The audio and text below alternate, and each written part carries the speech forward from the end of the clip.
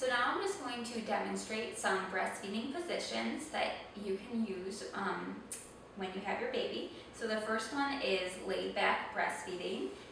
This is a great one for when your baby is a newborn because it helps to kind of tune into all of their instincts. So what you would do for that is just lean back basically at a 45-degree angle and have your baby on your chest like this. And babies have instincts to get to the breast, so you'll notice that when you put your baby like this, they immediately start to kick their feet and move their hands and bob their head, and they will ultimately usually get to one of your breasts on their own. So they'll kind of make their way over there.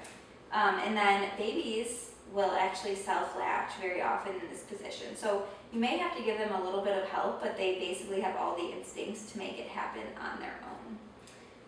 Another breastfeeding position would be sideline nursing.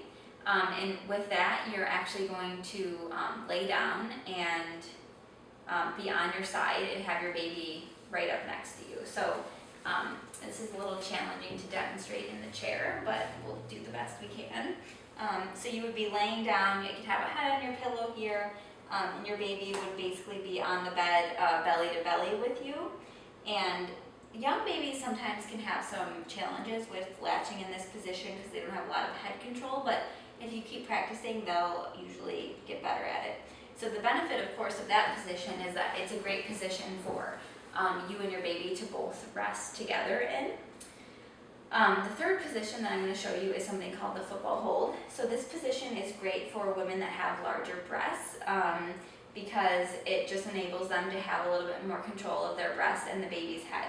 So with this, you would hold the back of the baby's neck right where these bones are in the back and kind of hold them underneath your arm. You can even kind of put their legs on either side of your arm so that you're really giving them some good back support. And then you would put the baby underneath your arm just like someone would carry a football and help them latch. So if you have a large breast, you'll probably need to kind of lift your breast up, and you may need to kind of create what we call a nipple sandwich to help the baby to latch on.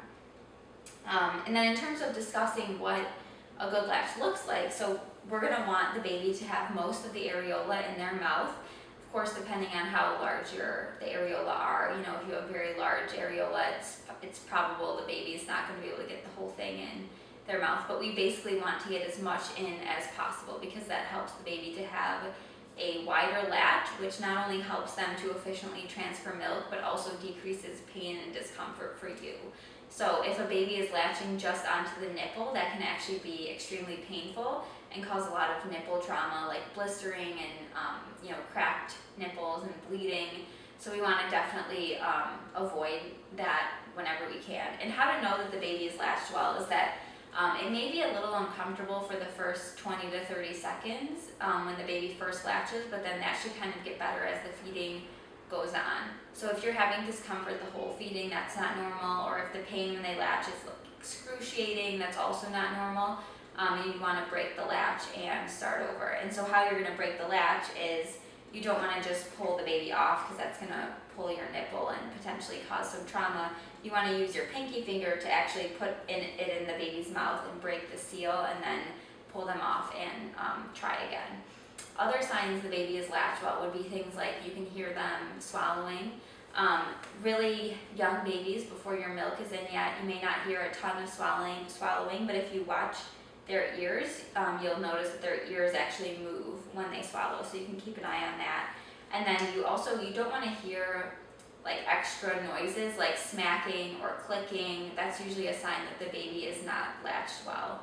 And then finally, of course, we know that the baby is latched well and transferring milk efficiently if they're having lots of wet and dirty diapers.